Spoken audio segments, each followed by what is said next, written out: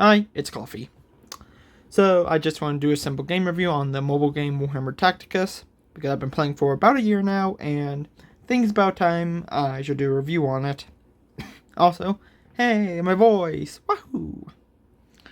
So, to start off, it can be surprisingly entertaining for a mobile game, which is kind of rare these days due to the slop that's on the Play Store. But it surprisingly has a lot of good features. Lots of characters, each one with their own unique abilities and each unique way to use them. That is very good. But one complaint is, after a while it can get really grindy. Specifically with how expensive some of the upgrades can get. And by expensive, I mean you could have like 200,000 gold currency saved up, and you go to upgrade character's ability like level 43, suddenly you're broke as dirt. And not to mention, I do wish they would add more campaigns in general. Because right now, there is four base ones and then 4 mirrors. But then there's currently 4 extra ones, but only as events. That doesn't make much sense. They could simply add them to the base roster, and that would give players more stuff to do while waiting for like new characters, new updates, or all that. But instead, they're locked behind a time period, and you have to just hope that they suddenly come back. And I must say, that kind of sucks.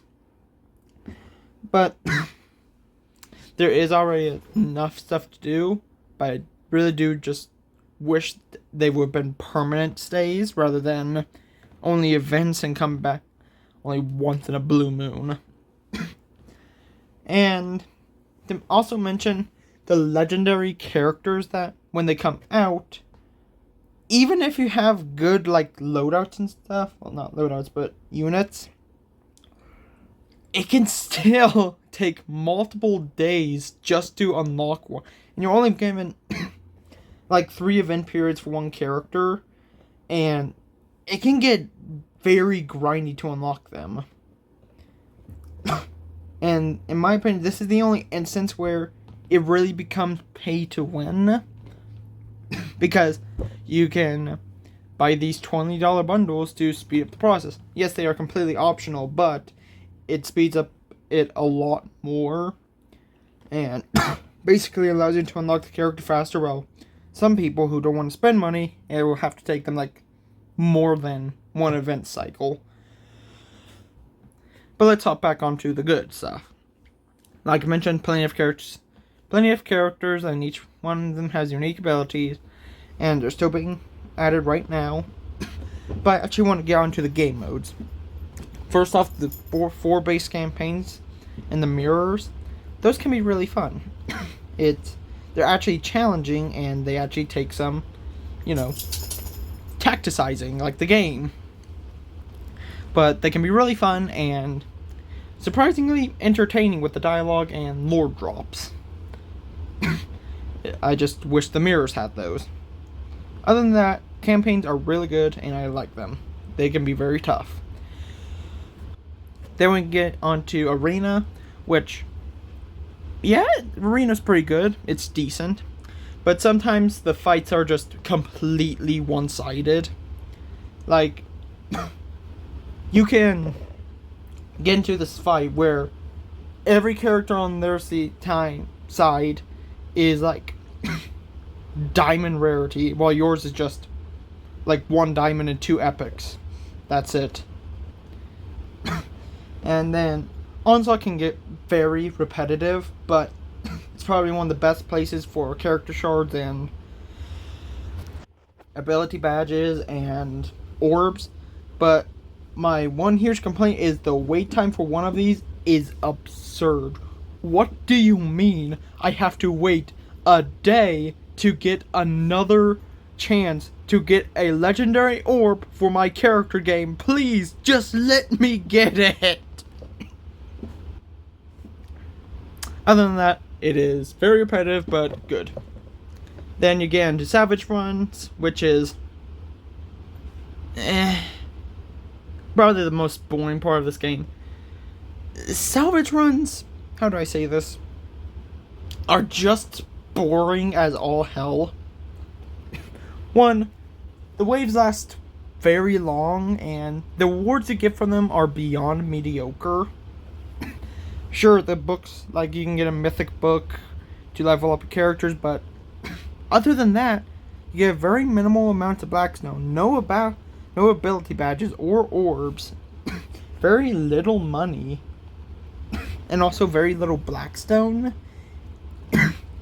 And character shards for, in my opinion, a mediocre character at best. Which I would call is Tank Smasher. Mediocre at best. So, salvage runs, bad. The guild, I actually quite like it.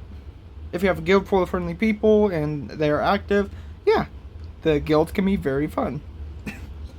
And you can get some very friendly people. And the guild bosses are actually very tough and take a lot of teamwork to take one down and to get the next boss. And those are very fun. Once again, I wish that the tokens would regenerate faster, because around like one day you can probably do it twice a day at best. Maybe 3 if you saved up the token already. But that's my only complaint.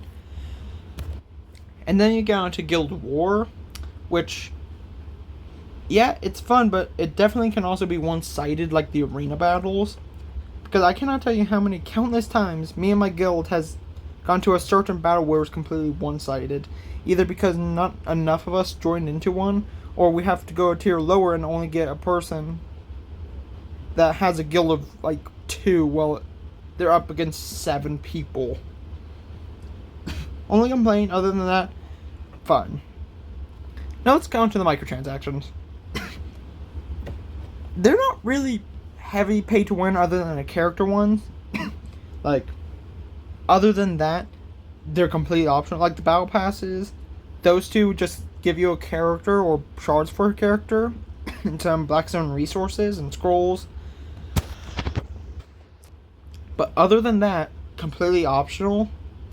And even some of the supply shipments are optional, which, in my opinion, is very good that it's completely optional. I've spent very little money in the game, like probably for 3 battle passes to get some characters that I already had shards for. And other than that, microtransactions are actually to a minimum, which is pretty rare in some mobile games. And that's about it for the game.